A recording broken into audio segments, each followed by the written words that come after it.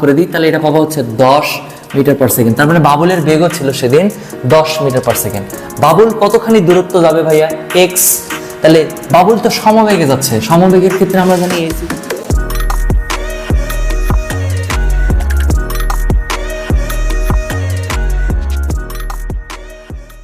আসসালামু আলাইকুম my dear HSC students, physics brain টিচারের 4th ক্লাসে আরেকটি চমৎকার টপিক নিয়ে এসেছি তোমাদের জন্য, নদী ও নৌকা। তো এই নদী ও নৌকা এইচএসসি স্টুডেন্টরা যতটা কমপ্লিকেটেড ভাবে, প্রকৃতপক্ষে ততটাও কমপ্লিকেটেড না জিনিসগুলো। আজকে নদী ও নৌকার প্রত্যেকটা বেসিক আমরা ক্লিয়ার করব। দেখো, নদী ও নৌকার টোটাল 6 ধরনের বেসিক দেওয়া আছে। ফার্স্টের 5টা হচ্ছে আমাদের বেসিক, তারপরটা হচ্ছে ম্যাথ রিলেটেড। তো এই ম্যাথগুলো করার জন্য আমাদের মেইনলি এই 5টা টপিক জানতে হবে। ফার্স্টে ভেক্টরের সামান্তরিক সূত্র। তো ভেক্টরের সামান্তরিক সূত্রের সাথে নদী ও নৌকা অনেকটা রিলেটেড, এই জন্য আমরা ভেক্টরের সামান্তরিক সূত্র পড়বো। এরপরে ভেক্টর বিভাজনের সাথেও নদী ও নৌকা অনেকটা রিলেটেড হওয়ার কারণে ভেক্টর বিভাজনটাও পড়বো। তারপরে নদী ও নৌকাতে কোনটা ইউ, কোনটা ভি, কোনটা থিটা, এগুলো ক্লিয়ার করবে এবং তারপরে নদী ও নৌকার সূত্রগুলো প্রতিপাদন করব। তারপর ন্যূনতম দূরত্ব এবং ন্যূনতম সময়ের পার্থক্য বুঝবো এবং তারপর আমরা নদী ও নৌকা রিলেটেড সব ধরনের ম্যাথগুলো করবো। তাহলে দেরি না করে শুরু করা যাক। আজকে আমাদের টপিক 1 থেকে শুরু হবে, ভেক্টর সামান্তরিক সূত্র। টপিক 1, সামান্তরিক সূত্রে আমরা শুধু সামান্তরিকের থিওরিটুকু আলোচনা করব, সামান্তরিকের প্রতিপাদন করব না, কারণ প্রতিপাদনটা ভেক্টর অধ্যায়ে অলরেডি করা আছে ভেক্টরের প্লেলিস্টে। তো আমরা শুধু সামান্তরিকের সূত্রের থিওরির সাথে নদী নৌকার থিওরিটার মিল করাবো। তাহলে দেখো, সামান্তরিকের থিওরিটা কিছুটা এরকম ছিল যে কোনো একটা বিন্দুকে এই দিক বরাবর একটা ভেক্টর পি, একে পি বলে টানতেছে বা পি ভেক্টর ক্রিয়া করতেছে, আর এদিক বরাবর আরেকটা ভেক্টর কিউ বলে একে টানতেছে, এবং এই দুইটা বল একই সাথে যদি এই বস্তুটাকে টানে, অর্থাৎ ধরে এই বস্তুটাকে কেউ একজন দড়ি দিয়ে এদিক বরাবর টানতেছে এবং দড়ি দিয়ে আরেকজন এদিক বরাবর টানতেছে, তাহলে এই দুইজনের ফলাফল হবে বা রেজাল্ট হবে এর মাঝ বরাবর, বা এইটাকে যদি আমরা একটা সামান্তরিক কল্পনা করি তাহলে সেই সামান্তরিকের কর্ণ বরাবর হবে এই দুইজনের ফলাফল, অর্থাৎ রেজাল্টেন্ট বা রেজাল্ট। এটাকে আর দ্বারা প্রকাশ করা হয়। তো একটাই বিন্দুতে যদি পি আর কিউ দুটাই ক্রিয়া করে তাহলে এদের লব্ধি হয় হচ্ছে আর বরাবর, এটাকে বলা হচ্ছে সামান্তরিক সূত্র। এখান থেকে লেখা হয়েছিল আর square is equal to P square plus Q square plus 2pq cos alpha. এই আলফাটা কি ছিল? আলফা ছিল পি আর কিউ এর মধ্যবর্তী সম্পূর্ণ কোণ, মধ্যবর্তী সম্পূর্ণ কোণটাকে বলা হয়েছিল আলফা। এরপরে এর আরেকটা সূত্র আসে থিটা। থিটাটা হচ্ছে এই লব্ধি আর যে কোনো একটা ভেক্টরের সাথে যে কোণ উৎপন্ন করছে, ধরে নিলাম লব্ধি আর পি ভেক্টরের সাথে থিটা কোণ উৎপন্ন করছে, তাহলে এই থিটাটা নির্ণয় করার একটা সূত্র ছিল tan theta is equal to, এরপরে tan ইজ ইকুয়াল টু আমরা জানি হচ্ছে sin by cos। tan is equal to আমরা অলরেডি জানি, tan সমান ছোটবেলায় আমরা পড়ছি sin ডিভাইড বাই cos। এবার থিটা নির্ণয় করব। থিটা কখনোই থিটার সাহায্যে নির্ণয় করা যায় না। অ্যাজ ফর এক্সাম্পল, ধরো x আছে, এই পাশে তুমি লিখলে 2x, তাহলে x কে কেটে ফেলবে, তাহলে 1 ইজ ইকুয়াল টু 2 থাকবে। কিন্তু আমরা x নির্ণয় করি কার সাহায্যে? y এর সাহায্যে। তাহলে x যদি y এর সাহায্যে নির্ণয় করতে হয় তাহলে থিটা নির্ণয় করতে হবে অন্য কোনো একটা কোণের সাহায্যে, আর এখানে অন্য কোনো একটাই কোণ আছে, সেটা হচ্ছে আমাদের আলফা। তাহলে এখানে লিখবো হচ্ছে আমরা sin alpha divide by cos alpha. যেহেতু থিটা নির্ণয় করব তাহলে কিসের সাহায্যে নির্ণয় করব? আলফার সাহায্যে। এরপরে এই থিটাটা যার সাথে উৎপন্ন হয়েছে, দেখো থিটাটা কার সাথে উৎপন্ন হয়েছে? পি এর সাথে। তো যার সাথে উৎপন্ন হবে সেই বাদ যাবে। তাহলে থিটাটা উৎপন্ন হয়েছে পি এর সাথে, তাহলে পি বাদ, তাহলে বাকি থাকে হচ্ছে আমাদের কিউ। যদি থিটাটা কিউ এর সাথে উৎপন্ন হতো তাহলে কিউ বাদ যেত, থিটা যার সাথে উৎপন্ন হবে তার সাথে যে থাকবে সেটা বাদ চলে যাবে। থিটা উৎপন্ন হয়েছে পি এর সাথে, তাহলে পি বাদ, তাহলে বাকি থাকে হচ্ছে আমাদের কিউ। কিন্তু একবার হলেও যাকে বাদ দিলে তার কথা মনে করতে হবে প্লাস পি। তাহলে এটা হচ্ছে আমাদের tan থিটা নির্ণয় করার সূত্র, আর এটা হচ্ছে লব্ধি নির্ণয় করার সূত্র।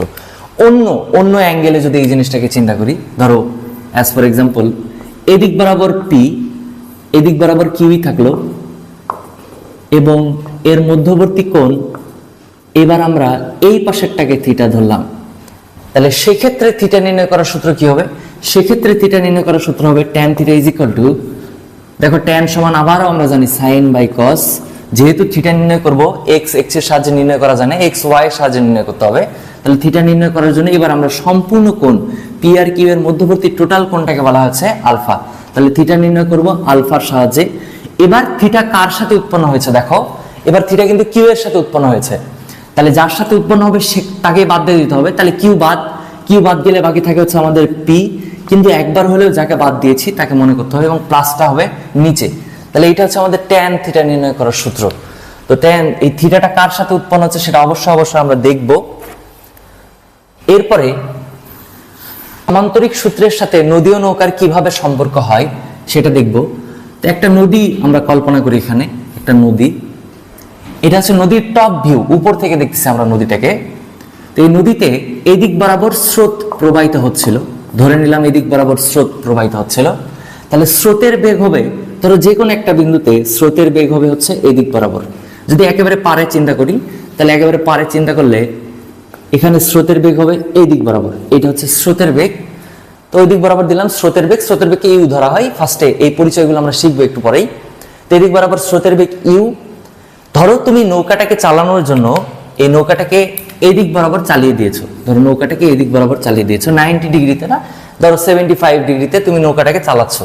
তুমি নদীর এই পার থেকে ও পাশে পার হবা, মোটামুটি একটা 75 ডিগ্রি কোণে নৌকাটাকে চালালা। তাহলে সেক্ষেত্রে এই দুইজনের লব্ধি কি হওয়া উচিত? আমরা সামান্তরিক সূত্র থেকে পড়ছি যে পি আর কিউ এর লব্ধি হয় কোন দিক বরাবর?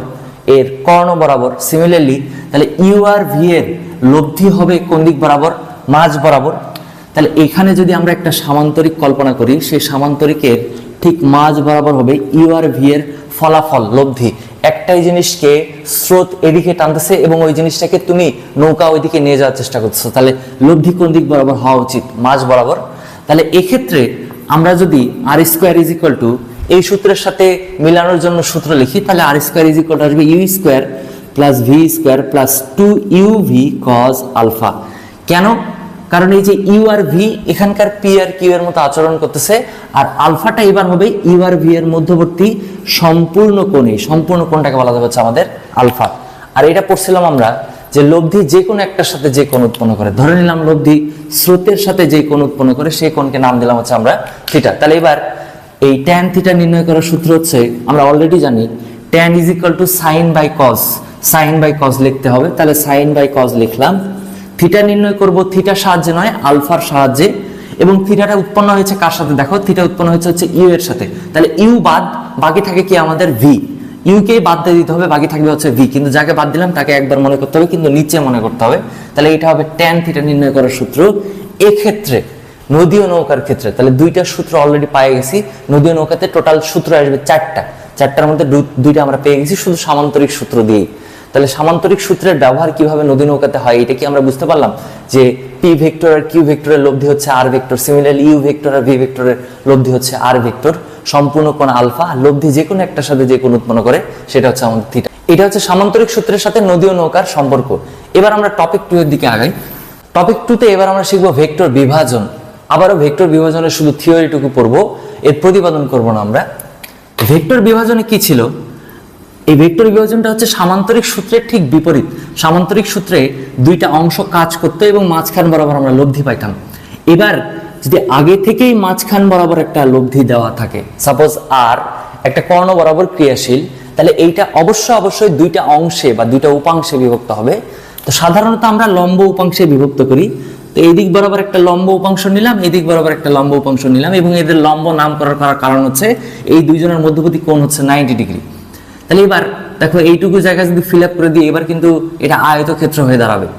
তাহলে এবার এই লব্ধিটা যার সাথে যে কোনো একটার সাথে, ধরো সাপোজ এর সাথে যে কোণ উৎপন্ন করছে সেটাকে নাম দিলাম হচ্ছে আমরা থিটা। তাহলে লব্ধি এর সাথে উৎপন্ন কোণ যদি থিটা হয়, তাহলে এইটা হবে আর কস থিটা, যার সাথে কোণ তার সাথে কস। আর এর সাথে যেহেতু থিটা উৎপন্ন হয়নি সেই জন্য এর সাথে হবে হচ্ছে সাইন, এটা হয়ে যাবে আর সাইন থিটা। লব্ধি যে কোনোটার সাথে যে কোণ উৎপন্ন করবে সেটা হবে থিটা, এবং থিটাটা যার সাথে উৎপন্ন হবে তার সাথে হবে কজ, আর যার সাথে উৎপন্ন হবে তার সাথে হচ্ছে সাইন। এটা পৃথিবীর সকল ভেক্টর এই ভেক্টর বিভাজন সূত্র মেনে চলে। তো ধরো এখানে আর না হয়ে আমাদের হয়ে গেল হচ্ছে সাপোজ এফ।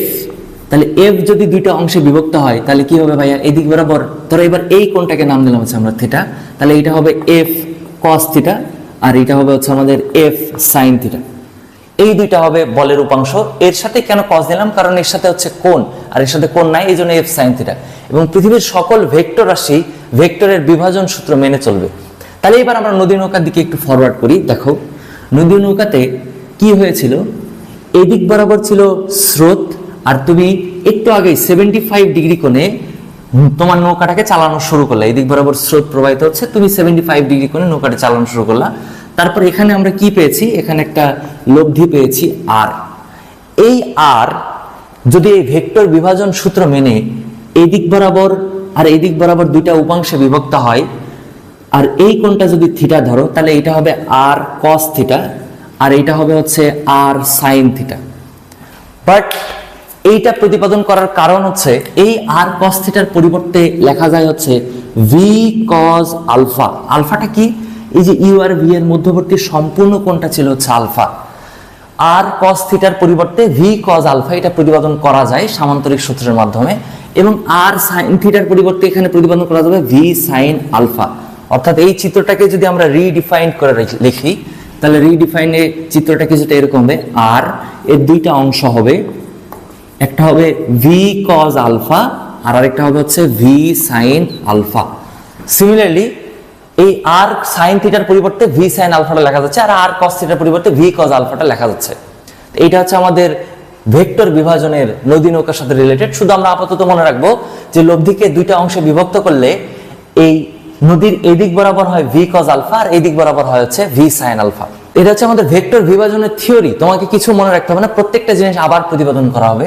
তো এবার আমরা টপিক নাম্বার 3 এর দিকে আগাই। এবার টপিক 3 তে আমরা শিখব নদী ও নৌকার পরিচয় করব। যাদের টপিক 1 এবং টপিক 2 আগে থেকে জানা ছিল তারা টপিক 3 থেকে একবারে শুরু করতে পারবা। এবার টপিক 3 তে আমরা প্রত্যেকটা জিনিস ইন ডিটেইলস সুন্দরভাবে বুঝাবো। তো ধরো এটা একটা নদী, এই নদীর এই দুইটা হচ্ছে নদীর পাড়। আমরা একেবারে টপ ভিউ নিচ্ছি, অর্থাৎ গুগল ম্যাপ থেকে দেখলে যেরকম ভিউ পাওয়া যায় সেরকম ভিউ থেকে আমরা দেখতেছি। এই পাশে একটা পাড়, এই পাশে জঙ্গল টঙ্গল, এই পাশে একটা পাড়, এই পাশে জঙ্গল টঙ্গল সবকিছু আছে। আর এই দুই পাড়ের মধ্যবর্তী যে দূরত্ব এটাকে বলা হয় নদীর প্রস্থ, ডি দ্বারা প্রকাশ করা হয়। এটা নদীর প্রস্থ। আর এই নদী এখান থেকে শুরু হয়ে অনেক দূর পর্যন্ত চলে গেছে, এটা হচ্ছে নদীর দৈর্ঘ্য। আর এখান থেকে এই পাশে এইটুকু যে ডিস্টেন্স এটা হচ্ছে নদীর প্রস্থ। এইটুকু জায়গার উপরে যমুনা ব্রিজ, পদ্মা ব্রিজ এগুলো আছে। এইভাবে কোনো ব্রিজ নাই, ব্রিজগুলো এইভাবে আছে, নদীর প্রস্থ বরাবর থাকে। তাহলে নদীর প্রস্থকে আমরা ধরলাম হচ্ছে ডি, তাহলে ডি এর নাম হচ্ছে নদীর প্রস্থ। এরপরে এবার তুমি এই নদী পার হওয়ার জন্য তুমি একটা নৌকা নিয়ে আসলা। ধরো নৌকা নিয়ে এসে এখানে তুমি ওয়েট করছো, বর্তমানে এখনো নৌকা স্টার্ট দাওনি, তুমি নৌকা নিয়ে এসে এখানে ওয়েট করছো, নৌকা নিয়ে এখন জাম্প দিবা নদীতে। কিন্তু এই নদীতে সেদিন স্রোত ছিল এবং স্রোতের ডিরেকশন হচ্ছে এদিক বরাবর, স্রোত এদিক থেকে ওইদিকে প্রবাহিত হচ্ছিল। তো এই স্রোত বা স্রোতের বেগ, ফার্স্ট অফ অল স্রোতের বেগকে আমরা ইউ ধরবো। কেন স্রোতের বেগকে ইউ ধরবো? যাতে আমাদের এই সূত্রগুলো প্রতিপাদনের সুবিধা হয় এবং সূত্রগুলো মনে রাখা সহজ হয়। তো এই ইউ আর ভিতে অনেক কনফিউজ হয়। তো একটু চিন্তা করে দেখো তো, আগে নদী আসছে নাকি আগে নৌকা আসছে? কোনটা দুনিয়াতে আগে আসছে? আগে নদী আসছে নাকি নৌকা আসছে? অবভিয়াসলি আগে নদী আসছে। নদী আসার পর তো মানুষের মনে হচ্ছে যে নৌকা নিয়ে পাড়ি দেওয়া উচিত, নাকি নৌকা আসছে এই জন্য কোথাও থেকে স্রোত চলে আসছে জিনিসটাকে ভাসানো উচিত। এরকম তো কখনো হওয়া সম্ভব নয়। তাহলে অবভিয়াসলি আগে আসছে হচ্ছে নদী।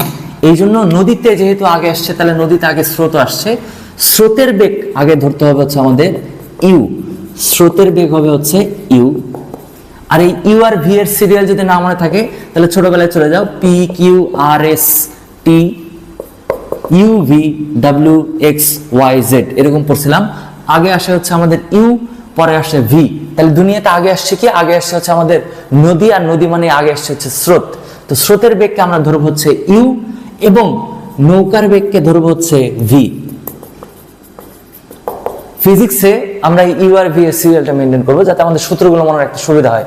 তাহলে স্রোতের বেগ, যেহেতু স্রোত আগে আসছে সেহেতু স্রোতের বেগকে ধরবো ইউ এবং নৌকার বেগকে ধরবো হচ্ছে ভি।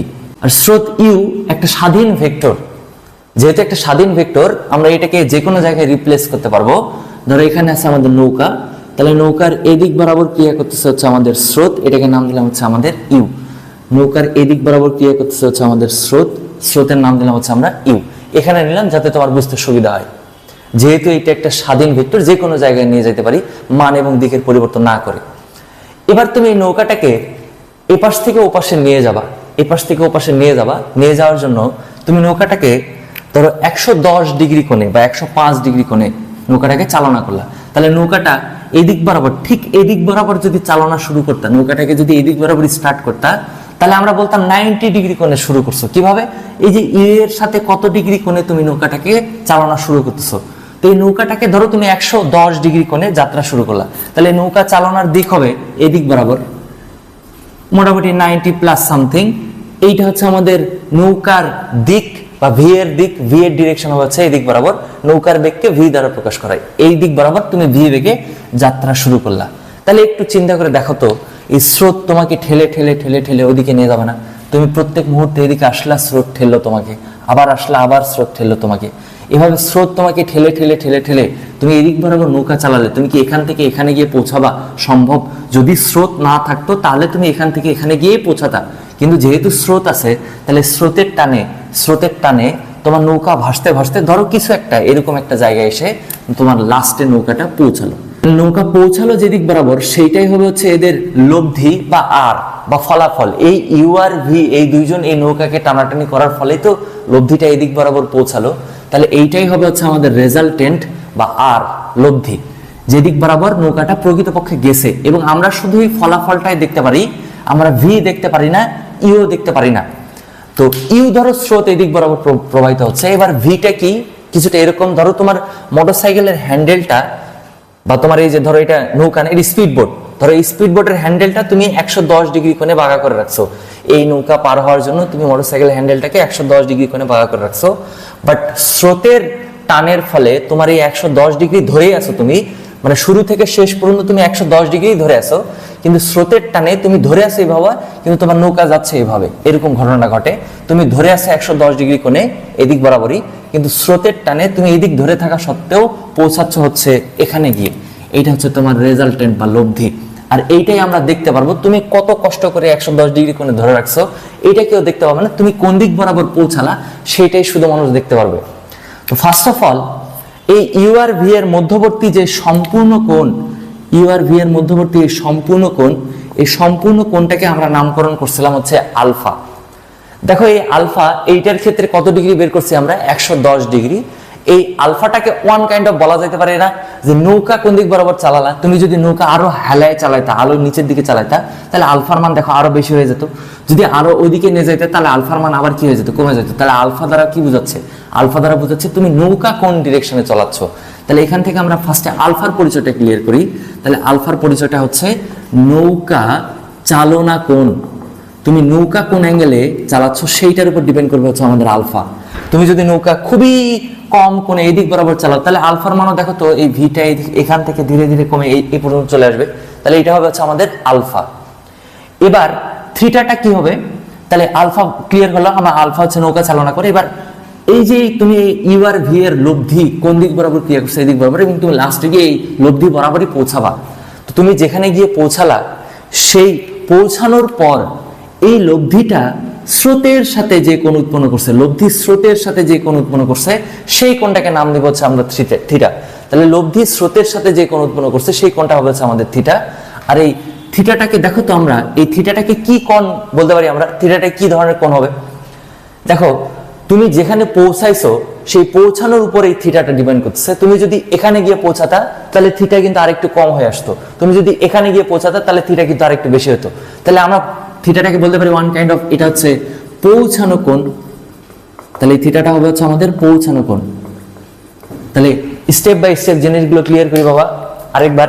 স্রোতের বেগ হচ্ছে ইউ, কারণ দুনিয়াতে আগে আসছে স্রোত, পরে আসছে হচ্ছে নৌকা, ইউ এর পরে ভি আসে।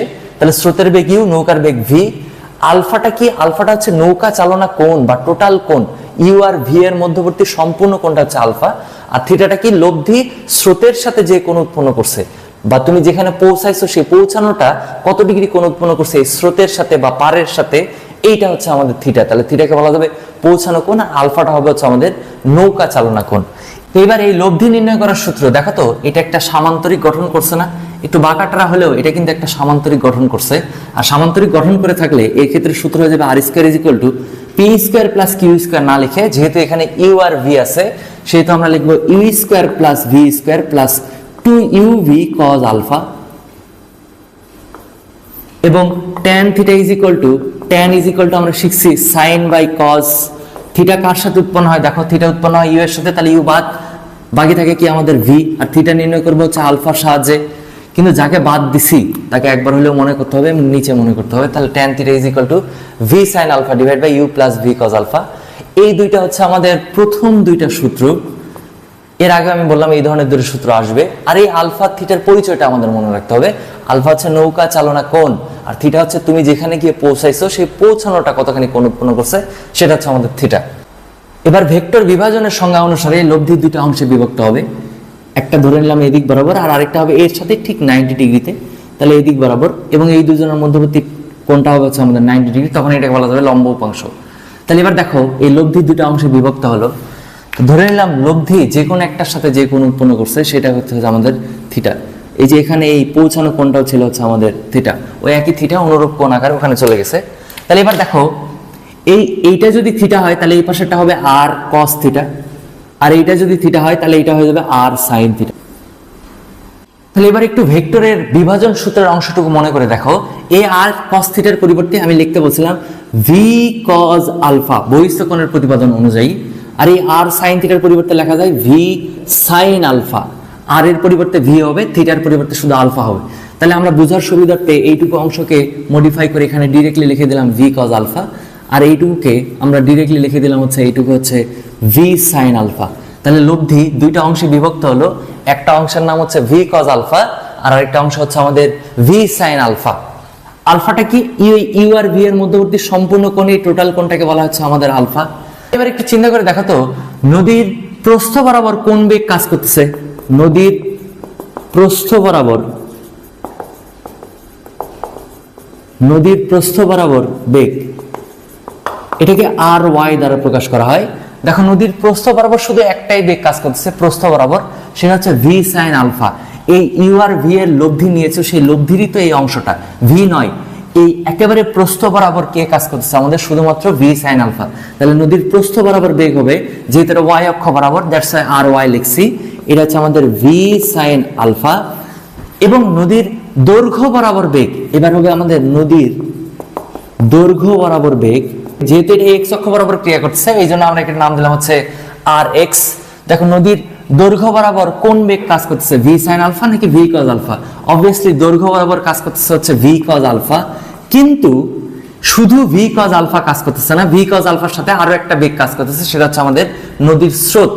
এই স্রোতও দেখো নদীর দৈর্ঘ্য বরাবর ক্রিয়া করতেছে না, তাহলে এখানে আমরা লিখবো ইউ প্লাস, যেহেতু ইউ আছে এবং তার সাথে সাথে ভি কজ আলফা আছে, এদিক বরাবর তো স্রোত প্রবাহিত হচ্ছে না, এদিক বরাবর শুধু ভি সাইন আলফার সাহায্যেই সে নদীটা পার হবে, আর নদী পার হতে বাধা দিবে ভি কজ আলফা এবং ইউ। তাহলে এই যে u plus V cos alpha, এটা হচ্ছে প্রস্থ বরাবর বেগ, এটা হচ্ছে নদীর দৈর্ঘ্য বরাবর বেগ। দৈর্ঘ্য বরাবর বেগ দুইটা বেগ আছে, ইউ এবং ভি কজ আলফা, কিন্তু প্রস্থ বরাবর একটাই বেগ আছে, সেটা হচ্ছে ভি সাইন আলফা। এবার আমরা সময় বের করব। তো এই নদীর প্রস্থ, এটাকে আমরা নাম দিয়েছিলাম হচ্ছে ডি। আমরা জানি এই ভেক্টরে নদী নৌকাতে সাধারণত নৌকার ত্বরণ থাকে না, সমবেগে যায়। সমবেগের ক্ষেত্রে এস ইজ ইকুয়াল টু লেখা যায় হচ্ছে ভিটি। যেহেতু আমরা এস নয়, আমরা কি পরিমাণ দূরত্ব অতিক্রম করব? ডি।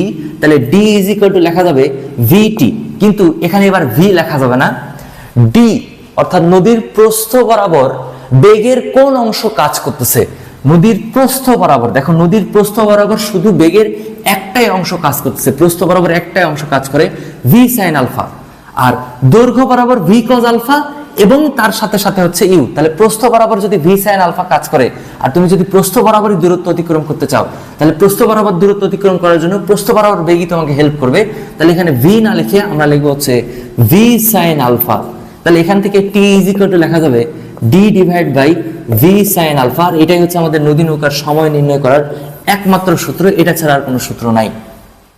এবার আরেকটা সূত্র এক্স এর জন্য আরেকবার চিত্রটা আমাদের আঁকাইতে হবে। তো অলরেডি আমাদের তিনটা সূত্র হয়ে গেছে, এবার আমাদের 4 নম্বর সূত্র আসবে এক্স। এবার এক্সটা কি দেখি, দেখো নদীতে স্রোত ছিল, তাহলে স্রোতের বেগ এদিক বরাবর ক্রিয়া করতেছে, তুমি এই এ পয়েন্ট হতে বি পয়েন্টে পৌঁছাতে যাচ্ছ। আমি ফার্স্টলি ক্লাসে এক্সাম্পল দিই, এটা হচ্ছে আরিফ আর এটা হচ্ছে আমাদের বৃষ্টি। নদীর দুই পাশে দুইজন আছে, তাই আরিফ বৃষ্টির সাথে দেখা করতে যাওয়ার জন্য ঠিক এই দিক বরাবরই যাত্রা শুরু করলো। সে হয়তো নদী নৌকা পড়েনি, সে এইচএসিতে ফাঁকিবাজি করছে, তো এই আরিফ বৃষ্টির কাছে যাওয়ার জন্য সে এত স্রোত ভাবেনি, সে এই দিক বরাবরই বৃষ্টিকে দেখে এদিক বরাবরই যাত্রা শুরু করে দিল। তাহলে এদিক বরাবর হচ্ছে তার নৌকার বেগ ভি, কিন্তু ইউ আর ভি এর ফলাফল কি আসবে? যদি নদীতে এদিক বরাবর যদি স্রোত থাকে, নদীতে যদি এদিক বরাবর স্রোত থাকে, তাহলে স্রোত এই নৌকাকে প্রত্যেক টানে একটু একটু একটু করে সরে নিয়ে যাবেন। সরে নিয়ে গেলে এই আরিফ কি বৃষ্টির কাছে এখানে গিয়ে পৌঁছাবে নাকি অনেক দূরে গিয়ে পৌঁছাবে? অবভিয়াসলি অনেক দূরে গিয়ে পৌঁছাবে, কারণ সে মূর্খ, সে পড়ালেখা করেনি, সে নদী নৌকা পড়লে আজকে এই এত বড় ভুলটা করতো না। এখন দেখো, তাহলে সে এদিক বরাবরই নৌকা চালানো শুরু করলো, কিন্তু পৌঁছালো সে এখানে গিয়ে, সে অনেক দূরে গিয়ে পৌঁছালো, কারণ এই যে স্রোত ওকে বারবার ঠেলছে, সে এখানে গিয়ে ওর নৌকাটা পৌঁছালো। তাহলে এই জায়গায় এখন বর্তমানে চলে আসছে হচ্ছে আমাদের আরিফ। এখন এই আরিফের কাছে পৌঁছানোর জন্য বৃষ্টিকে কিছু পরিমাণ দূরত্ব তো দৌড়ায় অতিক্রম করতে হবে বা হেঁটে অতিক্রম করতে হবে। তাহলে এখন কোশ্চেন হচ্ছে, বৃষ্টি কতখানি দূরত্ব অতিক্রম করবে আরিফের কাছে পৌঁছানোর জন্য? এই যে বৃষ্টি পার বরাবর কতখানি দূরত্ব অতিক্রম করবে, এই দূরত্বটাই হচ্ছে আমাদের এক্স। এই বৃষ্টি আরিফের কাছে পৌঁছানোর জন্য পার বরাবর কতখানি দূরত্ব অতিক্রম করবে, এটাই হচ্ছে আমাদের এক্স।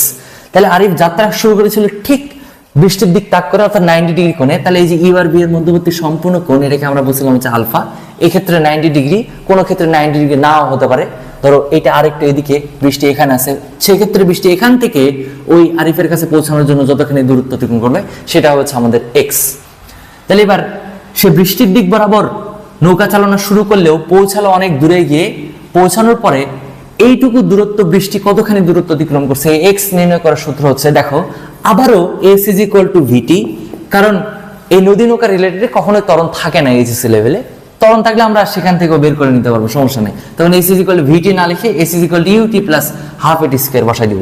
তাহলে এবার দেখো s is equal to v t, কিন্তু এবার এস না লিখে কি পরিমাণ দূরত্ব অতিক্রম করতে চাচ্ছে সে, এক্স পরিমাণ। তাহলে এদিক বরাবর হবে হচ্ছে এক্স, এক্স পরিমাণ দূরত্ব অতিক্রম করতেছে, এস এর পরিবর্তে লিখলাম এক্স। এবার যেহেতু এক্স নদীর দৈর্ঘ্য বরাবর, দেখো এটা নদীর দৈর্ঘ্য বরাবর, সেহেতু নদীর দৈর্ঘ্য বরাবর বেগটাই আমাদের বসাতে হবে। এর আগে একটু আগে এখানে এস এর পরিবর্তে ডি বসিয়েছিলাম, নদীর প্রস্থ বরাবর দূরত্ব অতিক্রম করতে যাচ্ছে সে, সেহেতু আমরা নদীর প্রস্থ বরাবর বেগ বসিয়েছিলাম। তাহলে এবার নদীর দৈর্ঘ্য বরাবর দূরত্ব অতিক্রম করতে যাচ্ছে এক্স। তাহলে নদীর দৈর্ঘ্য বরাবর এই যে অলরেডি ইউ ছিল, আর তার সাথে সাথে আরো একজন ছিল হচ্ছে ভি কজ আলফা, আর এই দিক বরাবর শুধু ছিল ভি সাইন আলফা। তাহলে এই এক্স নির্ণয় করার জন্য, এই যে বি থেকে এ পর্যন্ত এই দূরত্ব, এই এক্স নির্ণয় করার জন্য এই বেগের পরিবর্তে এক্স বরাবর যে বেগটা আছে অর্থাৎ আর এক্স, এটা ছিল হচ্ছে আমাদের U plus V cos alpha into T. তাহলে এটা হবে হচ্ছে আমাদের এক্স নির্ণয় করার সূত্র। যদি সময় না দেওয়া থাকে তাহলে সেক্ষেত্রে আমরা U plus V cos alpha into T এর পরিবর্তে এখানে আমরা টি এর আরেকটা সূত্র একটু আগেই পড়লাম আমরা, d divide by V sine alpha, এইটা বসাই দিতে পারি। তাহলে এই এক্স নির্ণয় করার জন্য এই সূত্রটা অথবা এই সূত্রটা আমরা মনে রাখতে পারি। তো আমরা যেহেতু মনে রাখতে সুবিধা হয় আমরা উপরেরটা মনে রাখবো। তাহলে আরো একটা সূত্র অ্যাড করে দিই আমরা এখানে, x is equal to u plus V cos alpha into t. Topic number 1, 2 এবং 3 মিলে আমরা এই চারটা সূত্রের প্রতিপাদন দেখলাম। এই চারটা সূত্রে এটা হচ্ছে লব্ধি বেগ নির্ণয় করার সূত্র, এটা হচ্ছে লব্ধির দিক নির্ণয় করার সূত্র বা পৌঁছানো কোণ নির্ণয় করার সূত্র, এটা হচ্ছে কতক্ষণ লাগবে সময়, সেই সময় নির্ণয় করার সূত্র, আর এক্স হচ্ছে পার বরাবর কি পরিমাণ দূরত্ব বৃষ্টি আরিফকে পৌঁছানোর জন্য করিয়েছিল, সেটা হচ্ছে আমাদের এক্স। এই চারটা সূত্র পড়লেই পৃথিবীর সকল নদী নৌকার ম্যাথগুলো আমরা করতে পারবো। টপিক নাম্বার 4 এর নদী নৌকার সূত্র সময় আমি সবগুলো লিখে দিলাম। এরপরে শুধু আমরা ন্যূনতম দূরত্ব এবং ন্যূনতম সময় এই দুইটা নিয়ে আলোচনা করব, তাহলে সবগুলোই কমপ্লিট হয়ে যাবে। তাহলে দেরি না করে শুরু করা যাক আরেকটা লাস্ট। এবার আমরা নদী নৌকার সর্বশেষ টপিক ন্যূনতম দূরত্ব এবং ন্যূনতম সময় এসেছি। এরপরে আমরা ম্যাথ করার জন্য সম্পূর্ণরূপে প্রস্তুত হয়ে যাব। তো ন্যূনতম দূরত্ব আর ন্যূনতম সময়টা ভালো করে বুঝি। ন্যূনতম দূরত্ব, ফার্স্ট অফ অল ন্যূনতম ডিস্টেন্স। তো ন্যূনতম দূরত্ব যদি বলে প্রশ্নে, তাহলে দেখো তো, একটু চিন্তা করে দেখো তো, এখানে আছে হচ্ছে একটা পয়েন্ট এ এবং এই পাশে তুমি নিলা হচ্ছে এখানে আছে বি, এখানে হচ্ছে সি, আর এখানে হচ্ছে ডি। এখন এ থেকে বি, সি এবং ডি অর্থাৎ এসি, এবি এবং এডি, এই তিনটার মধ্যে কোনটা সর্বনিম্ন দূরত্ব হবে আমাকে একটু বলো তো। অবভিয়াসলি এবি সর্বনিম্ন দূরত্ব হবে না। দেখো তো, এটা যদি 3 কিলোমিটার হয়, এটা একটু হলেও বেশি মনে হচ্ছে না? চিত্র দেখে তো মনে হচ্ছে যে এটা ওর চেয়ে আরেকটু বেশি, আর এটা ওর চেয়ে আরেকটু বেশি। তাহলে দেখো এইটাই সর্বনিম্ন দূরত্ব হবে। এটা আমরা পড়ছি হচ্ছে সরলরেখাতে ক্লাস 6, 7 এর প্রতিপাদনে, যে দুটি সমান্তরাল সরলরেখার মধ্যবর্তী লম্ব দূরত্বই হচ্ছে ক্ষুদ্রতম দূরত্ব। তাহলে এই যে এইটাকে বলা যাবে হচ্ছে আমাদের ক্ষুদ্রতম দূরত্ব। তাহলে এবার একটু চিন্তা করে বলো তো, ক্ষুদ্রতম দূরত্বকেই বলা যায় না ন্যূনতম দূরত্ব? তাহলে এইটাই হচ্ছে আমাদের ন্যূনতম দূরত্ব। তাহলে যেটাই ক্ষুদ্রতম দূরত্ব সেটাই হচ্ছে ন্যূনতম দূরত্ব। আর ন্যূনতম দূরত্ব কোনটা পাইলাম আমরা? এবি। এবার একটু চিন্তা করে দেখো, আমি বলেছিলাম তোমাদেরকে কেউ দেখতে পায় না তুমি কোন দিক বরাবর নৌকা চালাচ্ছ, কত অ্যাঙ্গেলে স্পিড বোটটাকে ধরে রেখেছো, কেউ সেগুলো দেখতে পায় না, দেখতে পায় হচ্ছে তোমার ফলাফল। তাহলে তুমি অবশ্যই তোমাকে তোমার ফলাফল নিয়ে আসতে হবে এ থেকে বিতে, অর্থাৎ তোমার ফলাফল বা লব্ধিটা ক্রিয়া করতে হবে ঠিক যেখান থেকে স্টার্ট করছো ঠিক অপোজিট পাশে যেন তুমি পৌঁছাও, তাহলে তোমার লব্ধিটা হবে সর্বনিম্ন, কারণ এটাই প্রকৃতপক্ষে বাস্তবে দেখা যায়, এটাই চোখে ভিজিবল। এদিক বরাবর ছিল হচ্ছে আমাদের স্রোতের বেগ ইউ, আর এদিক বরাবর ছিল হচ্ছে আমাদের নৌকার বেগ ভি, আর এই মাঝ বরাবর ছিল হচ্ছে আমাদের লব্ধি বেগ আর।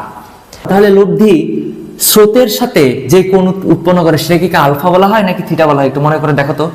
আলফাটা হচ্ছে ইউ আর ভি এর মধ্যবর্তী সম্পূর্ণ কোণ, এটা 90 ডিগ্রি থেকে অনেক বেশি, 120 বা 130 ডিগ্রি কিছু একটা হবে। আর এই লব্ধি স্রোতের সাথে যে কোণ উৎপন্ন করলো, এই লব্ধি স্রোতের সাথে যে কোণটা উৎপন্ন করছে, লব্ধি স্রোতের সাথে, এই কোণটাকে বলা হচ্ছিল আমাদের থিটা। দেখো তো স্পষ্টত, যেহেতু ঠিক এই পাশ থেকে ঠিক ও পাশেই তোমাকে পৌঁছাতে হবে, এ পাশ থেকে ও পাশে পৌঁছালে তোমার পৌঁছানো কোণ অর্থাৎ থিটা কত ডিগ্রি হয়ে যাচ্ছে ভাইয়া? 90 ডিগ্রি হবে। ন্যূনতম দূরত্ব যদি তোমার প্রশ্ন বলে, তাহলে তখন তোমাদের একটাই জিনিস মনে রাখতে হবে, সেটা হচ্ছে theta is equal to 90 degree. Alpha কি হয় হোক, ডাজন্ট ম্যাটার, ন্যূনতম দূরত্ব যদি প্রশ্ন বলে তাহলে সেটা হয়ে যাবে আমাদের theta is equal to 90 degree. এই ন্যূনতম দূরত্বটাকে অনেক সময় বলা হচ্ছে সোজাসুজি বা আড়াআড়ি বা ঠিক অপর বিন্দুতে। ন্যূনতম দূরত্ব তিনটা নাম, সোজাসুজি, আড়াআড়ি বা ঠিক অপর বিন্দুতে, তিনটা দ্বারা একই বুঝাবে ন্যূনতম দূরত্ব। আর ন্যূনতম সময়ের কোনো নাম নাই, শুধু ন্যূনতম সময়। তাহলে কি বুঝবো? ন্যূনতম সময় বাদে যা দেওয়া থাকবে সবকিছু হবে হচ্ছে ন্যূনতম দূরত্ব। এবার ন্যূনতম সময়ের দিকে আমরা আসি। দেখো ন্যূনতম সময়ের কনসেপ্টটাকে বুঝবো আমরা, তারপরে এটার আরেকটা শর্টকাট আছে সেটা প্রতিপাদন করবো আমরা।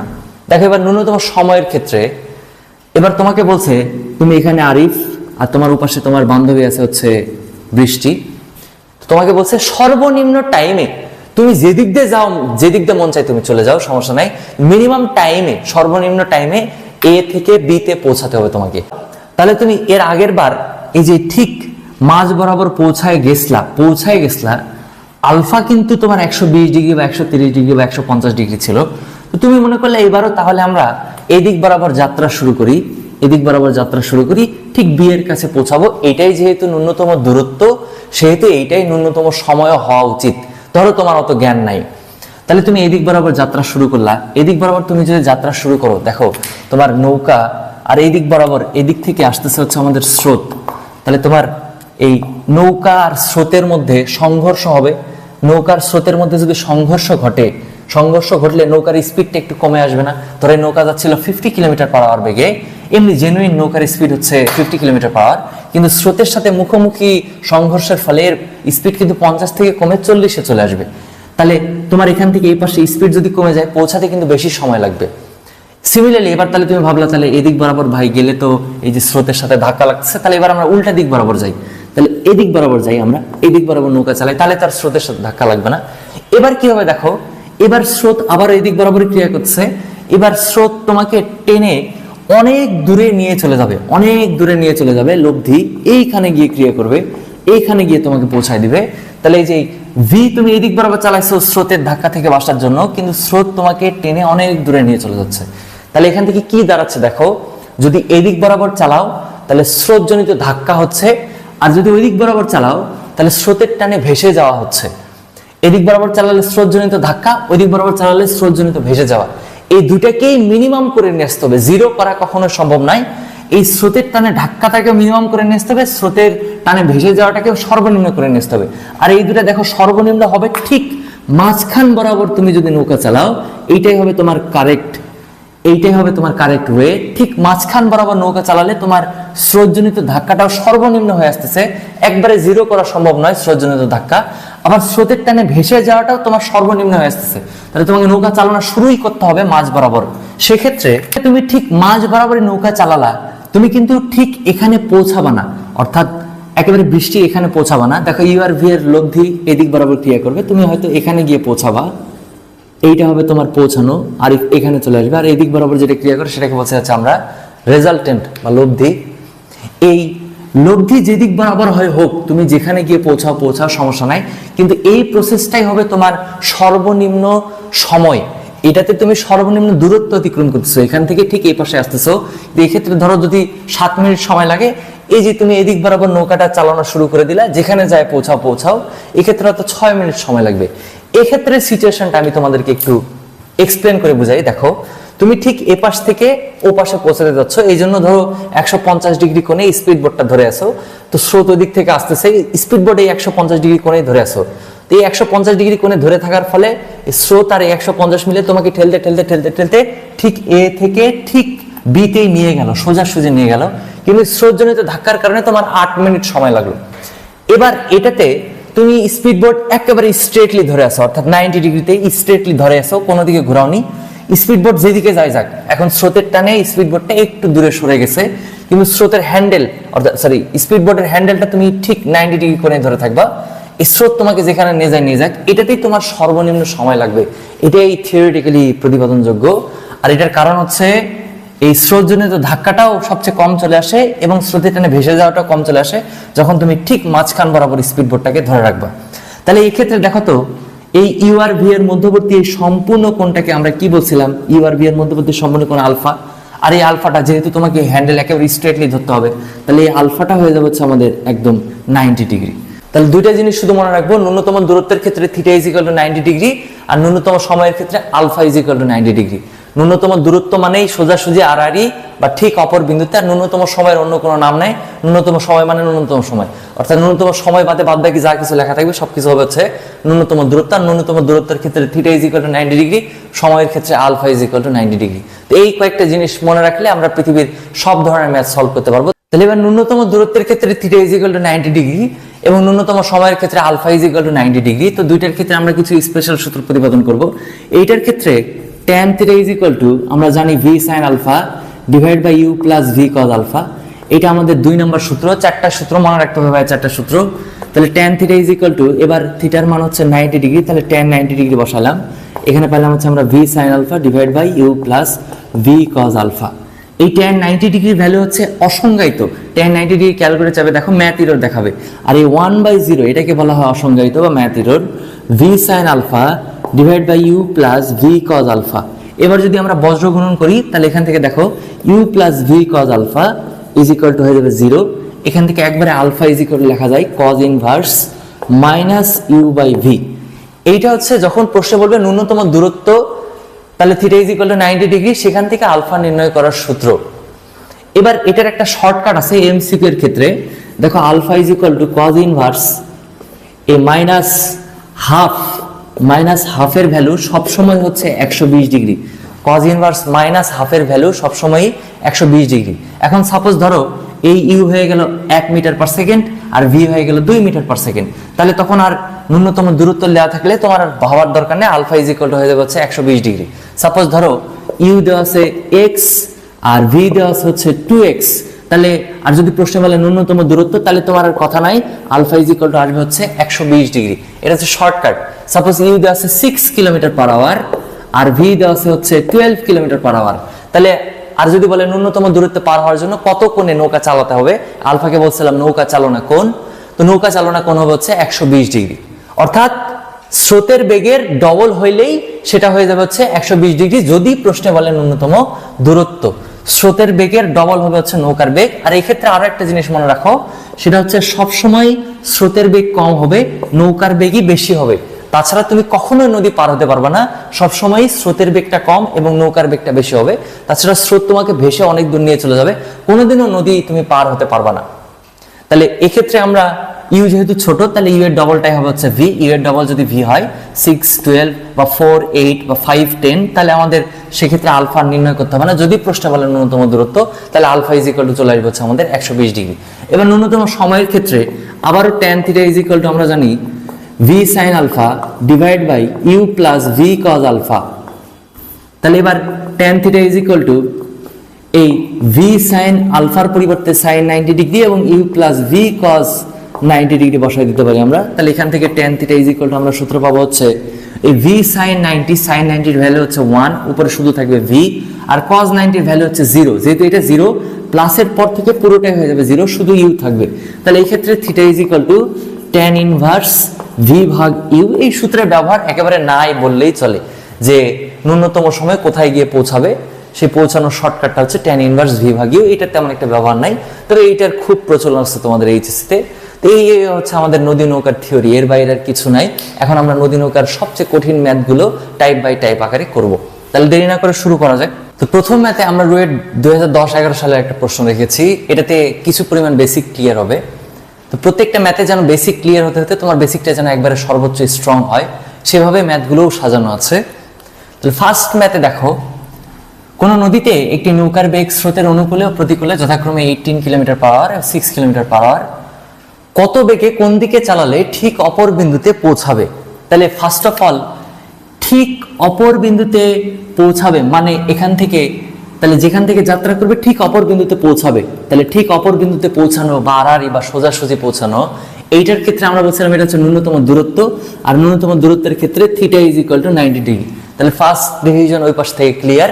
এই একটি ক্লু দেওয়াই থাকবে তোমাদের প্রশ্নে। যদি এখানে বলতো যে কত বেগে কোন দিকে চালালে ন্যূনতম সময়ে পৌঁছাবে, তাহলে সেক্ষেত্রে আলফা ইজ ইকুয়াল টু 90 দিয়ে লিখলাম, ন্যূনতম সময়ে পৌঁছাবে সেক্ষেত্রে alpha is equal to 90 degree লিখতাম আমরা। কিন্তু এবার theta is equal to 90 degree হবে, কারণ প্রশ্ন বলছে ঠিক অপর বিন্দুতে। তাহলে এবার এখান থেকে দেখো, তাহলে এই 18 কি হওয়া উচিত আমাদের? এই 18টা হওয়া উচিত হচ্ছে ভি, আর এই 6টা হওয়া উচিত হচ্ছে আমাদের ইউ। কিন্তু এগুলো কিচ্ছু হবে না, কারণ এখানে এগুলো ইউ আর ভি দেওয়া নাই। এগুলো দেওয়া আছে স্রোতের অনুকূলে ও প্রতিকূলে বেগ।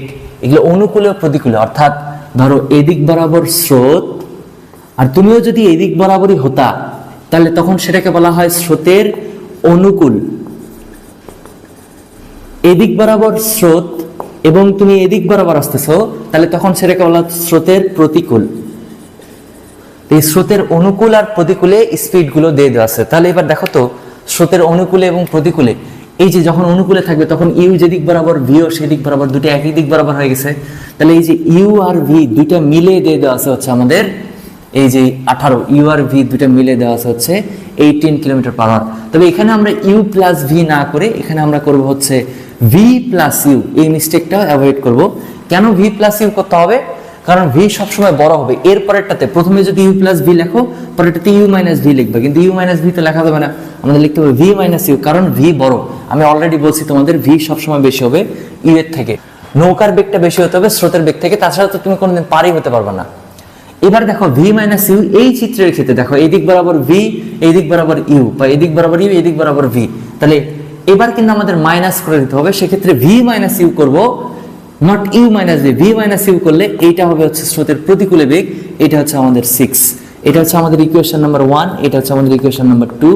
এবার এই 1 আর 2 দুইটা যদি যোগ করে দিই, তাহলে এখান থেকে আমরা পাবো 2v ইজ ইকুয়াল টু 24। তাহলে ভি ইজ ইকুয়াল টু এখান থেকে পাবো হচ্ছে 12, আর ভি এর মান নিজে যদি এখানে বসাই দিই তাহলে ইউ এর মান পাই যাবো, ইউ ইজ ইকুয়াল টু আসবে হচ্ছে 6। এই ভি হচ্ছে 12 কিলোমিটার পার আওয়ার আর ইউ হবে হচ্ছে 6 কিলোমিটার পার আওয়ার। অলরেডি কোশ্চেনের একটা অংশ শেষ, যে নৌকাটি কত বেগে।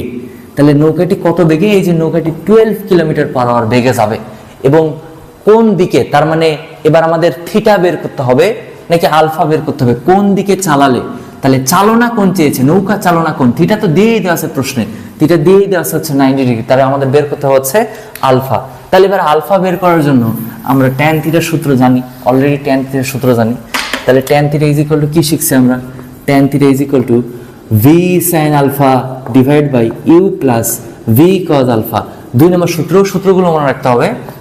এবং এই থিটার পরিবর্তে যেহেতু বলছে ঠিক অপর বিন্দুতে, তার মানে থিটা 90 ডিগ্রি ন্যূনতম দূরত্ব, তাহলে এখানে 90 ডিগ্রি বসাই দিলাম, v sine alpha divide by u plus V cos alpha. এরপর অনেকখানি প্রতিপাদন করে লাস্টে এই যে alpha is equal to cos inverse minus u by v আসে। অলরেডি এই প্রতিপাদনটা তোমাদেরকে দেখানো হয়েছে। তাহলে alpha is equal to cos inverse minus u কত আমাদের, ইউ হচ্ছে এই যে এখান থেকে, ইউ হচ্ছে আমাদের 6 আর ভি হচ্ছে আমাদের 12। তাহলে দেখো তো 6 12 একটা আরেকটা ডবল হয়ে গেছে না? তাহলে তোমার ক্যালকুলেটর বের করার দরকার নাই, আলফা হবে হচ্ছে 120 ডিগ্রি। তাহলে এই হচ্ছে আমাদের এই প্রশ্নের সলভ।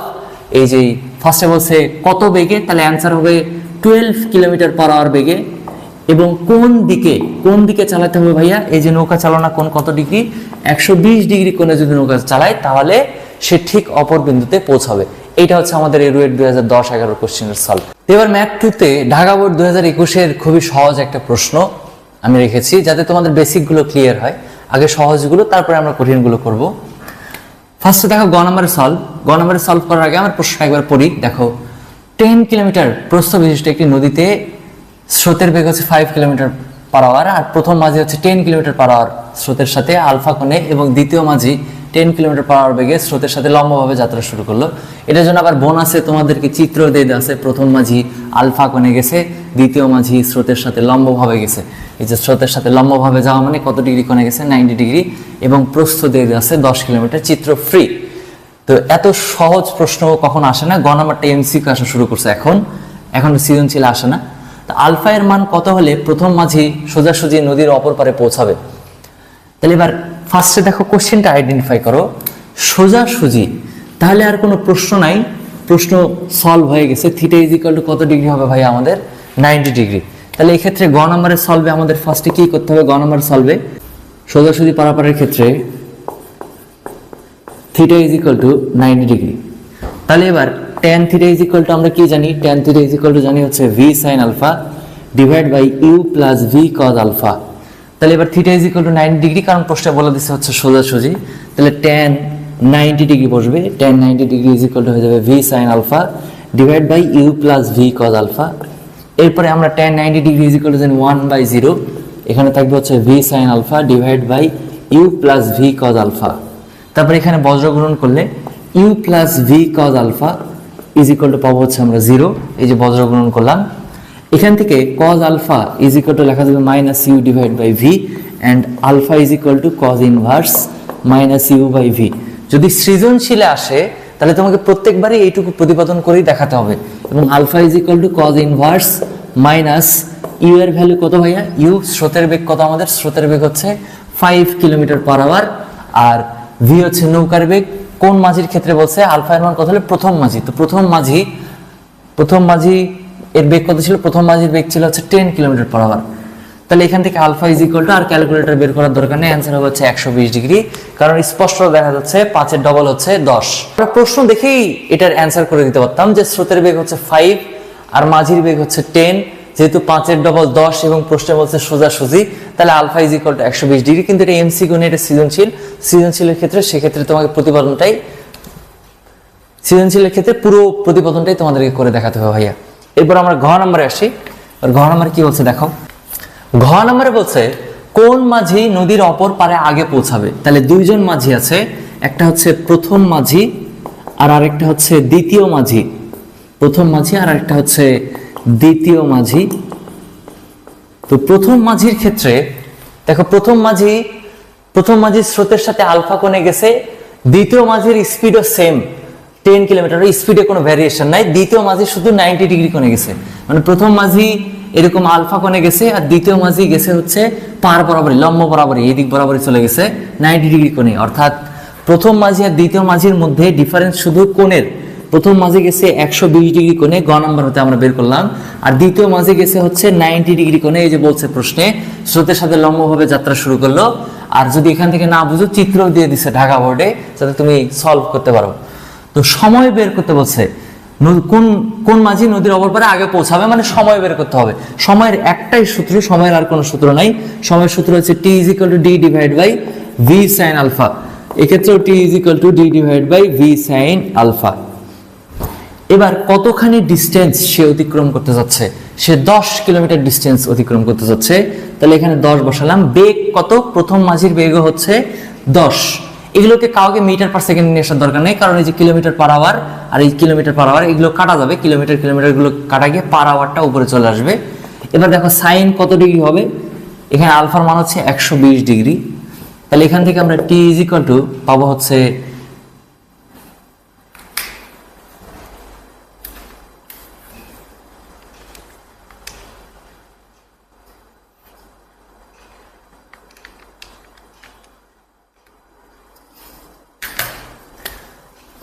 পাবো হচ্ছে 1.154 আওয়ার। আওয়ারে কেন? কারণ এইটার একক কিলোমিটার পার আওয়ারে, এইটার একক কিলোমিটারে আছে। এই কিলোমিটার আর এই কিলোমিটার কাটা গেল, আর এর পার আওয়ারটা উপরে ওঠার কারণে আওয়ার হয়ে গেল। অবশ্যই প্রশ্নে দেখবো এককটা কিসে দেওয়া আছে। এবার T is equal to D divide by, এখানেও 10, স্পিডও 10 কিলোমিটার পার আওয়ার, বাট এইটার ক্ষেত্রে কোনটা হচ্ছে 90 ডিগ্রি, এই ক্ষেত্রে সময় পাবো হচ্ছে 1 আওয়ার। তাহলে দেখো প্রথম মাঝি আগে পৌঁছাবে নাকি দ্বিতীয় মাঝি আগে পৌঁছাবে? স্পষ্ট দেখা যাচ্ছে দ্বিতীয় মাঝি আগে পৌঁছাবে, কারণ দ্বিতীয় মাঝির সময় লাগবে 1 ঘন্টা আর প্রথম মাঝির সময় লাগবে 1.15 আওয়ার। এবার একটু চিন্তা করে দেখো তো, আমি তোমাদেরকে বলছিলাম যে প্রথম মাঝি এদিক বরাবর 120 ডিগ্রি কোণে যদি নৌকা চালনা শুরু করে, সাপোজ এখানে আবার আরিফ আসলো, আরিফ বৃষ্টির কাছেই পৌঁছায় চলে যাবে, বৃষ্টি ধরো এখানে আছে, এই 120 ডিগ্রি কোণে চালালে সে কিন্তু বৃষ্টির কাছে গিয়ে পৌঁছাবে। আর এবার দ্বিতীয় স্টাইলে যদি নৌকাটা চালায়, সে কখনোই বৃষ্টির কাছে পৌঁছাবে না, লব্ধি কিন্তু ওকে এরকম একটা জায়গায় নিয়ে আসবে। তো সেক্ষেত্রে তার নৌকা চালনা কোণই হবে 90 ডিগ্রি, সে একটু দূরে গিয়ে পৌঁছালেও সেক্ষেত্রে সময় লাগবে কিন্তু 1 ঘন্টা।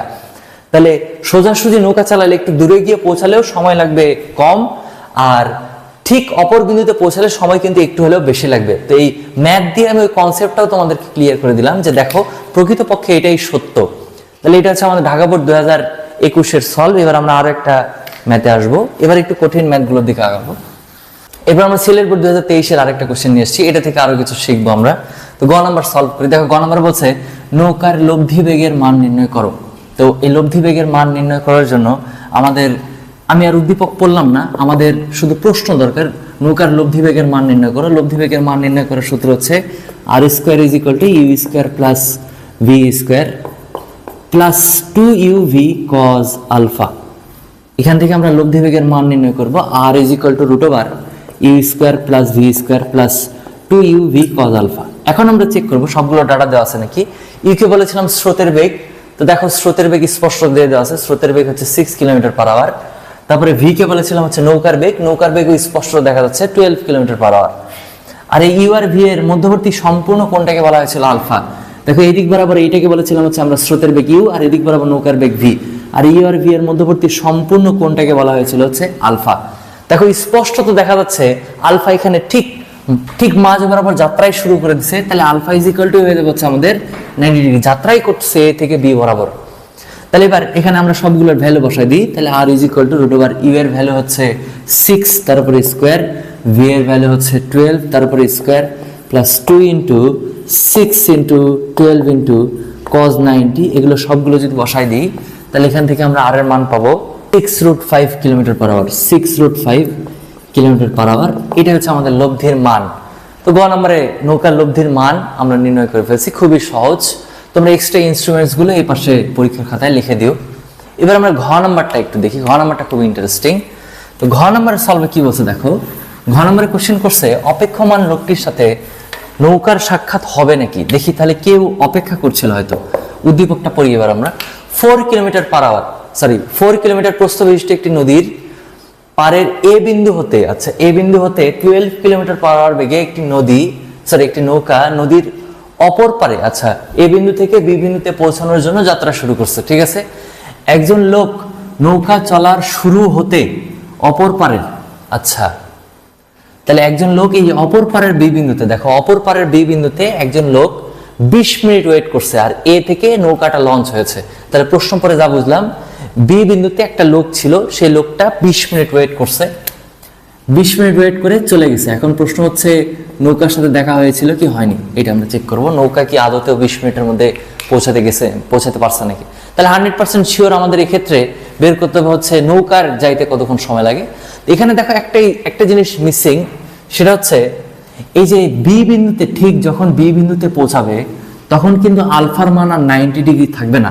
90 ডিগ্রি কোণে যদি তুমি নৌকা চালাও তাহলে কিন্তু তুমি বি বিন্দুতে পৌঁছাবো না, এখানে গিয়ে পৌঁছাবা। কারণ আমরা জানি ইউ আর ভি এর মধ্যবর্তী লব্ধিটা হচ্ছে এই দিক বরাবর ক্রিয়া করে, তুমি এই আর বিন্দুতে গিয়ে পৌঁছাবা।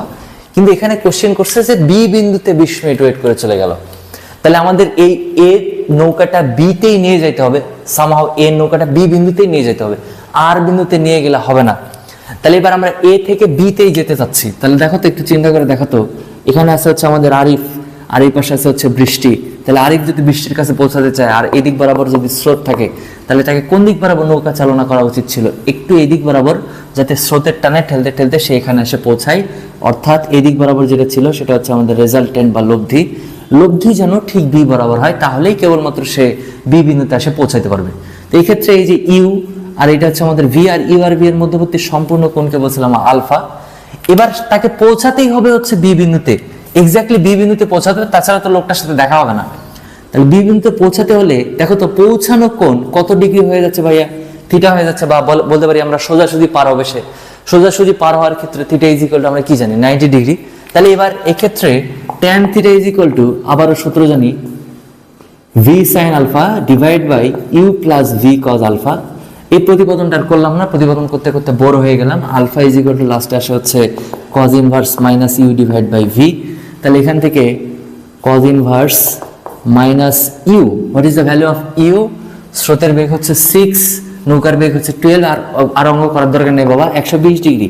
তাহলে আলফা আমরা বের করে ফেলছি, আলফা হচ্ছে 120 ডিগ্রি। এখন দেখবো আমরা কতক্ষণ সময় লাগে এটা পার হতে।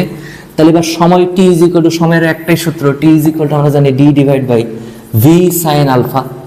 তাহলে টোটাল ডিস্টেন্স কতখানি সে পার হবে? দেখো টোটাল ডিস্টেন্স নদীর প্রস্থ শুরুতেই দেওয়া আছে 4 কিলোমিটার প্রস্থ বিশিষ্ট, তাহলে 4 বসাইলাম। ভি হচ্ছে নৌকার বেগ, কত বেগে সে নৌকাটা যাত্রা শুরু করছে? 12 কিলোমিটার পার আওয়ার বেগে, এই যে 12 কিলোমিটার পার আওয়ার। তো সোজাসুজি গিয়েছিল হচ্ছে গ নাম্বারে, কিন্তু সে এই যে এই দিক বরাবর গেছে, তারপর কারণ তাকে বি বিন্দুতে পৌঁছাতে হবে। তাহলে এবার ঘ নাম্বারে আমরা বসাই দিলাম হচ্ছে 12 ইন্টু সাইন। এবার কিন্তু আলফার মান গ নাম্বারের মতো 90 ডিগ্রি বসাই দিও না, আলফার মান হবে কত আমাদের? এই যে আলফার মান বের করে রাখছি 120 ডিগ্রি, কারণ আমাদেরকে এ থেকে বি তে পৌঁছাতে হবে, এই জন্য 120 ডিগ্রি কোণে নৌকাটা চালাতে হবে। তাহলে 4 ডিভাইড বাই 12 ইন্টু সাইন 120, তাহলে এটা হবে 4 ডিভাইড বাই 12 ইন্টু সাইন 120, এটা করলে আসে হচ্ছে 0.3849। তাহলে এটা আসে 0.3849 আওয়ার আসবে, ঘন্টায় আসবে। কেন ঘন্টায় আসবে? কারণ এই যে বেগটা দেওয়া আছে 12 কিলোমিটার পার আওয়ার বেগে। তাহলে এবার ঘন্টাটা না রেখে মিনিটে নিয়ে এসে আমরা এটাকে যদি 60 দ্বারা গুণ করি, তাহলে এটা আসে হচ্ছে 23.09। তাহলে এটা আসবে 23.09 মিনিট। অর্থাৎ সে এ থেকে ঠিক বি বিন্দুতে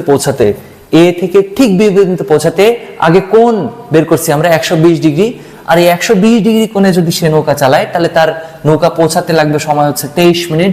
কিন্তু লোকটা ওয়েট করছে কতক্ষণ ভাইয়া? লোকটা ওয়েট করছে দেখো বি বিন্দুতে 20 মিনিট। তাহলে ওয়েট করছে 20 মিনিট, আমাদের নৌকাটা নিয়ে যাইতে সময় লাগবে 23 মিনিট। তাহলে অবভিয়াসলি লোকটার সাথে সাক্ষাৎ হবে কি হবে না? হবে না, কারণ নৌকা যাইতেই তো 23 মিনিট লাগছে, ওই লোক তো ওয়েট করছে 20 মিনিট। তাহলে লোক চলে যাওয়ার পর নৌকা পৌঁছেছে। তাহলে এখানে আমাদের যদি কোশ্চেন করে যে অপেক্ষমান লোকটির সাথে সাক্ষাৎ হবে কিনা, তাহলে অ্যান্সার হবে হচ্ছে আমাদের হবে না। এই হচ্ছে আমাদের এটার সলভ। এবার ম্যাথ 4-এ আমরা আরো একটি ইন্টারেস্টিং কোশ্চেন নিয়ে এসেছি। It's one of my favourite, খুবই ইন্টারেস্টিং কোশ্চেন এবং খুবই নলেজেবল। এটা এসেছিল হচ্ছে হাজী মোহাম্মদ মহসিন কলেজ চট্টগ্রামে একবার টেস্ট পরীক্ষায়, এবং বিভিন্ন জায়গায় আসছে, সিগারেটেও আসছে। এই কনসেপ্টের উপর ভিত্তি করি তা আমরা খুব সুন্দরভাবে জিনিসটা বুঝবো। ফার্স্টে গ নাম্বারে বলছে দেখো স্রোতের দিকে মোট বেগ। তো স্রোত কোন দিক বরাবর আছে? দেখো তো এই নদীতে স্রোত কোন দিক বরাবর আছে? স্রোত তো এই দিক বরাবরই থাকবে না, স্রোত তো নদীর দৈর্ঘ্য বরাবরই থাকে। আর নদীর দৈর্ঘ্য বরাবর, আমি এটা তোমাদেরকে পড়াই দিছি অলরেডি, যে দৈর্ঘ্য বরাবর মোট বেগ, এটাকে আমরা আর এক্স দ্বারা প্রকাশ করছিলাম। দৈর্ঘ্য বরাবর স্রোত যেদিক বরাবর ক্রিয়া করতেছে সেটাই হচ্ছে নদীর দৈর্ঘ্য। আর দৈর্ঘ্য বরাবর অর্থাৎ স্রোতের দিকে বা দৈর্ঘ্য বরাবর শুধু একটা বেগ ইউ কাজ করেনি, তার সাথে সাথে আরো একটা কাজ করছিল ভি কজ আলফা, এটার প্রতিপাদন করছিলাম আমরা। তাহলে দৈর্ঘ্য বরাবর মোট বেগ হবে u plus V cos alpha, এটাও লিখে দিছিলাম। তো এই যে দৈর্ঘ্য বরাবর মোট বেগ ইউ এর ভ্যালু হচ্ছে 5, ভি এর ভ্যালু হচ্ছে 10 মিটার পার সেকেন্ড বেগে গেছে। এই বিন্দু হতে 10 মিটার পার সেকেন্ড বেগে নৌকা চালানো শুরু করলো। তাহলে 10 কজ, এবার দেখো কোণ, আমাদের কোণ কিন্তু 30 ডিগ্রি নয়, আমাদের কোণ ছিল ইউ আর ভি এর মধ্যবর্তী কোণ। এইটা হচ্ছে এখানে ইউ আর এইটা হচ্ছে এখানে ভি, আর ইউ আর ভি এর মধ্যবর্তী কোণ কিন্তু এইটা হচ্ছে আমাদের আলফা। আর এইটা যদি 30 ডিগ্রি হয় তাহলে এটা হবে হচ্ছে আমাদের 60 ডিগ্রি। তাহলে দেখো আলফার মান পেয়ে গেলাম আমরা 60 ডিগ্রি, কারণ টোটালটা হচ্ছে 90 ডিগ্রি। তাহলে এখান থেকে আমরা alpha is equal to 60 degree বসাই দিই। তাহলে আর এক্স ইজ ইকুয়াল টু হয়ে যাবে 5 প্লাস 10 cos 60 ডিগ্রি, ভ্যালু আসবে 5, তার মানে আর এক্স ইজ ইকুয়াল টু আসবে হচ্ছে 10 মিটার পার সেকেন্ড। তাহলে এক্স অক্ষ বরাবর cos 60 ডিগ্রি হাফ না, হ্যাঁ, তাহলে এক্স অক্ষ বরাবর টোটাল বেগ পাইলাম হচ্ছে আমরা 10 মিটার পার সেকেন্ড। এটাই হচ্ছে নদীর দৈর্ঘ্য বরাবর বা এই যে স্রোতের দিক বরাবর মোট বেগ। গ নাম্বার সলভ কি সবাই ক্লিয়ারলি বুঝতে পারছে? এটা যারা পড়ছে, আজকের ক্লাস যারা করছে শুরু থেকে শেষ পর্যন্ত, তাদের কাছে এটা খুব সহজ মনে হবে। কিন্তু যারা আজকের ক্লাস করেনি তারা বিভিন্ন এই সেই উপাংশ সূত্র টুত্র দিয়ে একাকার অবস্থা। তো খুবই সহজ, নদী নৌকা প্রকৃতপক্ষে এত কঠিন কিছু না, খুবই সহজ। দেখো আরো ইন্টারেস্টিং, খুবই ইন্টারেস্টিং। দেখো বলছে কে আগে সি বিন্দুতে পৌঁছাবে। তার মানে দুইজন আছে, হ্যাঁ দুইজন আছে। দেখো 100 মিটার প্রশস্ত নদীতে অনেক সি বিন্দুতে যাওয়ার জন্য এ বিন্দু থেকে অনেক এ, তো এ ফর অনেক লিখি আমরা, এটা হচ্ছে এ ফর অনেক। আর বি থেকে বি বিন্দুতে বাবুল, তাহলে বি ফর বাবুল। দুইজন মানুষ, একজন এ বিন্দু থেকে অনেক আর বি বিন্দু থেকে বাবুল যাত্রা শুরু করলো। দুজনের টার্গেটই হচ্ছে সি বিন্দুতে গিয়ে পৌঁছাবে। এগুলো না রাখি গ নম্বরে সলভ। সি বিন্দুতে পৌঁছাবে। এ স্রোতের সাথে 60 ডিগ্রি কোণে যাত্রা শুরু করলো। সে এদিক বরাবর যাত্রা শুরু করলো, তার লব্ধি হবে ঠিক এখানে, সে যেন এখানে গিয়ে পৌঁছায়, এটা হবে হচ্ছে তার লব্ধি। সে যেন সি বিন্দুতে গিয়ে পৌঁছায়, আর এই বি এও যেন সি বিন্দুতে গিয়ে পৌঁছায়, এটাই হচ্ছে এই দুজনের টার্গেট। তাহলে এবার একটু চিন্তা করো তো, এই যে অনেক, এই অনেকের ক্ষেত্রে পৌঁছাতে কতক্ষণ সময় লাগবে আর বাবুলের ক্ষেত্রে পৌঁছাতে কতক্ষণ সময় লাগবে, দুইটি আমরা বের করব। তো ফার্স্টে অনেকের ক্ষেত্রে বের করি আমরা। তো অনেকের ক্ষেত্রে সময় নির্ণয় করার সূত্র সবাই জানি, T is equal to D divide by V sine alpha. তাহলে T is equal to total distance কতখানি আমাদের, টোটাল ডিস্টেন্স হচ্ছে নদীর প্রস্থ, আর নদীর প্রস্থ দিয়ে দেওয়া হচ্ছে 100 মিটারে কিন্তু দেওয়া আছে। তাহলে বেগ মাস্ট বি মিটার পার সেকেন্ডে থাকতে হবে। হ্যাঁ, অনেকের বেগও দেওয়া আছে 10 মিটার পার সেকেন্ড। তাহলে এখানে আমরা বসাইলাম 10 ইন্টু সাইন অনেক কত ডিগ্রি কোণে রওনা দিয়েছিল ভাইয়া, 60 ডিগ্রি কোণে। তাহলে এখান থেকে আমরা সময় বের করতে পারবো। সময়টা আমরা ক্যালকুলেটরে বের করে নিই, 100 ডিভাইড বাই 10 ইন্টু সাইন 60, এটা হচ্ছে 1154। তাহলে 1154 অ্যান্সার কিন্তু আসবে সেকেন্ডে, কারণ এই যে 10 তুমি বসাইছো মিটার পার সেকেন্ডে। তাহলে অনেকের ঝামেলা শেষ। অনেকের পৌঁছাতে কতক্ষণ সময় লাগবে? অনেকের ঝামেলা হচ্ছে 11.54 সেকেন্ড সময় লাগবে। এবার আমরা দেখি হচ্ছে আরেকটা কে আছে, হচ্ছে বাবুল। তাহলে এবার বাবুলের ক্ষেত্রে কতক্ষণ সময় লাগবে? তো বাবুল এখান থেকে এত দূর দূরত্ব অতিক্রম করবে, বাবুলের স্পিডও দিয়ে দেওয়া আছে 36 কিলোমিটার পার আওয়ার। আর এই যে বৃষ্টি, এই যে কতখানি দূরত্ব অতিক্রম করে, এটাকে আমরা কি বলছিলাম, এক্স। আমাদের ক্ষেত্রে বৃষ্টি ছিল, এবার হয়ে গেছে হচ্ছে বাবুল। তাহলে আমাদের বাবুল কতখানি দূরত্ব অতিক্রম করবে এটাকে বের করে নিই, এক্স কতখানি হয় দেখি। তাহলে বাবুল কতখানি দৌড়াবে, বাবুলের গাড়িটা কতখানি যাবে, এটা আমরা বের করে নিই, এক্সটা বের করে নিই। তাহলে এক্স এর সূত্র ছিল U plus V cos alpha into টি।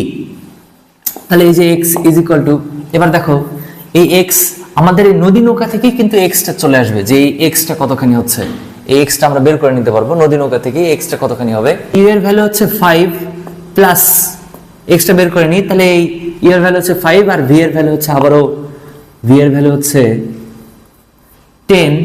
এটা কিন্তু আমরা অনেকের সাহায্যে কত দূর গেছে অনেক, এই যে সি বিন্দুতে, যেহেতু অনেক সি বিন্দুতে পৌঁছাইছে, তাহলে শিওর সি বিন্দুর ডিস্টেন্সটা হবে অনেকের এক্স। তাহলে এবার অনেকের বেগটা বসাই দিব আমরা। বাবুলের ক্ষেত্রেও অনেকের বেগটা বসাবো, কারণ এইটুকু পোর্শনের জন্য আমরা এক্স বের করতেছি। তাহলে এখানে বসবে কস আবারও 60 ডিগ্রি ইন্টু টোটাল অনেকের টাইম লাগছিল হচ্ছে 11.54। তাহলে 11.54 এটা বসাই দিই। তাহলে এখান থেকে আমাদের এক্স কত আসে এটাও বের করি আমরা ক্যালকুলেটরে। তাহলে ক্যালকুলেটরে বের করলে এটা আসবে 5 প্লাস 10 cos 60 ইন্টু 11.54। তাহলে এটা আসা হচ্ছে 115.4। তাহলে এটা আসা হচ্ছে 115.4 মিটার। মিটার কেন? কারণ এই যে 10 আর এই যে 5 এগুলো সব বসাচ্ছে তো মিটারে। তাহলে এক্স পেয়ে গেছে হচ্ছে আমরা 115.4 মিটার। এই যে কতখানি বাবুলকে যাইতে হবে সেটা পেয়ে গেছি আমরা 115.4 মিটার। এই বাবুলের স্পিড দেওয়া আছে 36 কিলোমিটার পার আওয়ার।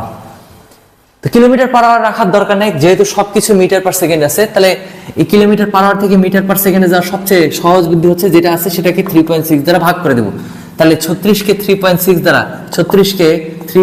দ্বারা যদি আমরা ভাগ করে দিই, তাহলে এটা পাবো হচ্ছে 10 মিটার পার সেকেন্ড। তার মানে বাবুলের বেগও ছিল সেদিন 10 মিটার পার সেকেন্ড। বাবুল কতখানি দূরত্ব যাবে ভাইয়া, এক্স। তাহলে বাবুল তো সমবেগে যাচ্ছে, সমবেগের ক্ষেত্রে আমরা জানি S is equal to v t. কিন্তু এবার আমরা এস না লিখে বাবুল কতখানি দূরত্ব অতিক্রম করবে ভাইয়া, বাবুল যাবে হচ্ছে এক্স, তাহলে এক্স ইজ ইকুয়াল টু আমরা কি লিখতে পারি ভিটি। তাহলে এখান থেকে T is equal to X divide by V, আর এই এক্সটা আমরা অলরেডি বের করে ফেলছি, এক্স হচ্ছে 115.4, আর বেগ কতখানি, বাবলের বেগও কতখানি ভাইয়া, বাবলের বেগ হচ্ছে আমাদের 10। তাহলে এখান থেকে আসবে, এটাও আসবে 11.54 সেকেন্ড, অর্থাৎ বাবলের যেতেও 11.54 সেকেন্ড সময় লাগবে, অনেকের যেতেও 11.54 সেকেন্ড সময় লাগবে। তাহলে এখান থেকে আমরা লিখতে পারি TA is equal two TB, অর্থাৎ দুইজনে একই সময়ে গিয়ে সি বিন্দুতে পৌঁছাবে। তোমাদের দেখো, তোমাদের গাইডগুলোতে দেখো এই প্রশ্নের সলভ মোটামুটি এই যে ঘ নাম্বার এখান থেকে শুরু হয়ে এই পৃষ্ঠা পর্যন্ত চলে গেছে। তো এত বড় সলভের তো দরকার নাই, জিনিসটা তো ইজিলি হবে। ওরা প্রতিবেদন করছে, আমাদের প্রতিবেদন দরকার নেই, আমরা নতুন নৌকা আবিষ্কার করছি, সো আমরা ইজিলি পারবো জিনিসগুলো।